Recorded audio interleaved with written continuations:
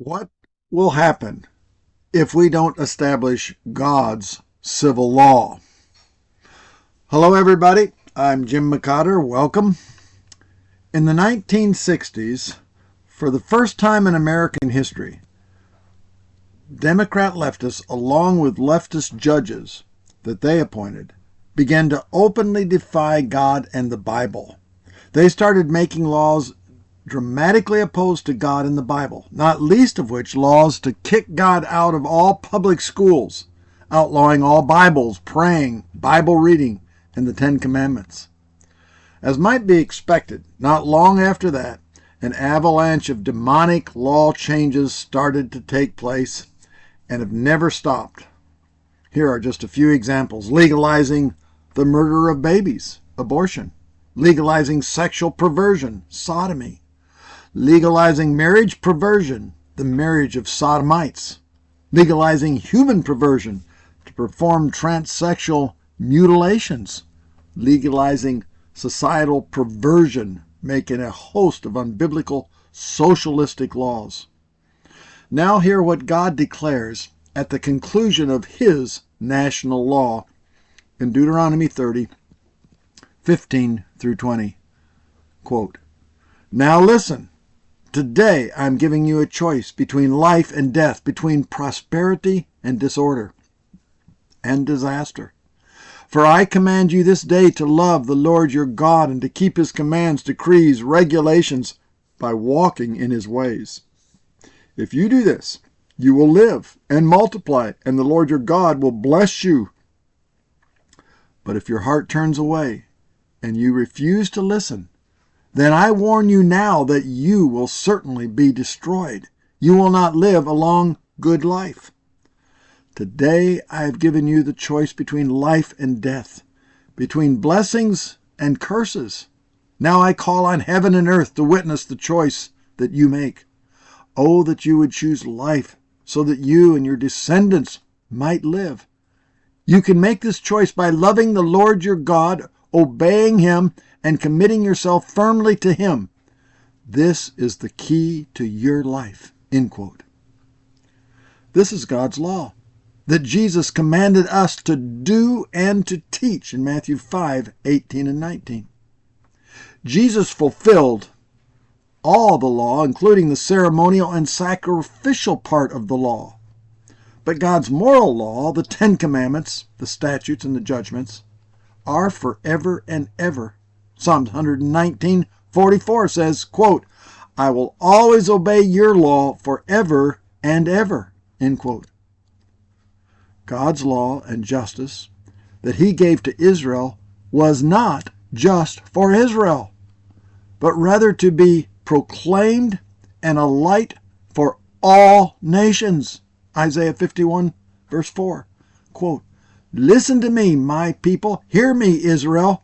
For my law will be proclaimed, and my justice will become a light to the nations." End quote. The prophet Micah said all the world is to listen to the sovereign Lord, not just Israel. Micah 1:2, quote, "Attention! Let all the people of the world listen. Let the earth and everything in it hear. The sovereign Lord is making accusations against you." End quote. Even when Jesus comes back again, as prophesied by Micah, nations are going to come to Jerusalem, and Jesus himself is going to teach all nations God's law. Micah 4, verse 2, quote, "Many nations will come and say, 'Come, and let's go up to the mountain of the Lord and to the house of the God of Jacob, so that he may teach us about his ways, and that we may walk in his paths. For from Zion will go forth the law and the word of the Lord from Jerusalem." End quote. So here's the question. Should we do everything we can to demand God's moral civil law for our nation today? Or another way to ask it, if God is not a liar, do you want you and your descendants to have a future? Quote, "to live or be destroyed?" End quote. If, as a nation, we don't openly start honoring God and his moral law and replacing the ungodly laws with God's law, you, I, and all our descendants surely will lose our nation and future blessings. Galatians 6:7 says, "Don't be deceived. God will not be mocked. Whatever we sow, we shall reap." One and only way. One and only way for salvation. True Christians who know the Bible declare one and only way of salvation. Ephesians 2:8-9. Quote, "For by grace you're saved through faith, and that not of yourselves. It is the gift of God, not of works, lest any man should boast." End quote. True Christians will never back down promoting God's one and only way of salvation. Now, one and only way for marriage. True Christians who know the Bible declares one and only way for marriage. One man with one woman. Matthew 19:4-6. True Christians will never back down declaring God's one and only way for marriage. Now, one and only way for law. All this is to say, why do most true Christians not proclaim God's one and only civil law? This is God's one and only civil law in the Bible. How relevant is the issue of law and order today? And the Bible has the only answer. Maybe that should be, quote, "shouted from abroad and shouted from the housetops for all to hear," as Jesus said in Matthew 10:27-28, quote, "What I tell you now in the darkness, shout abroad when daybreak comes.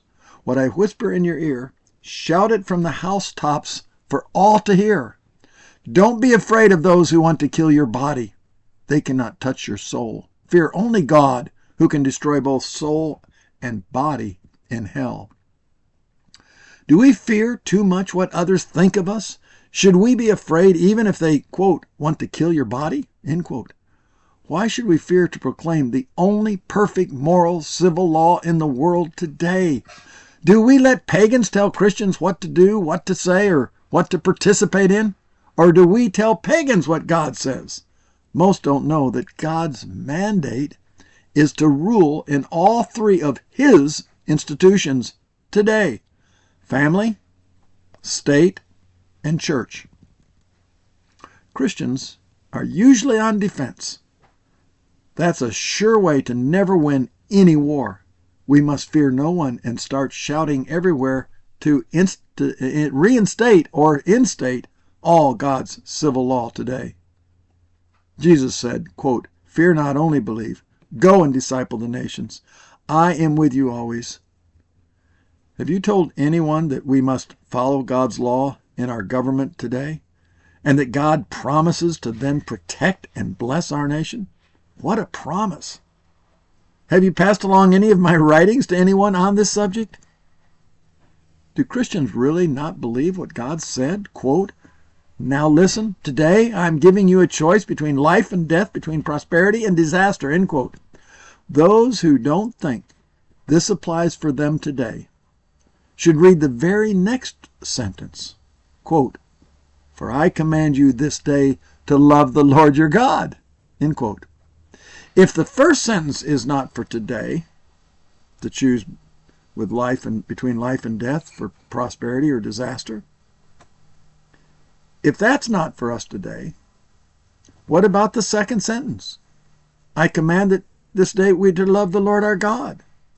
So if that is for us today,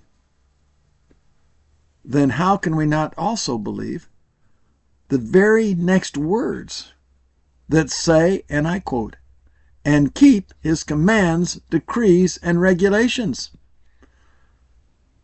Proverbs 6:23 says, "The law is the light."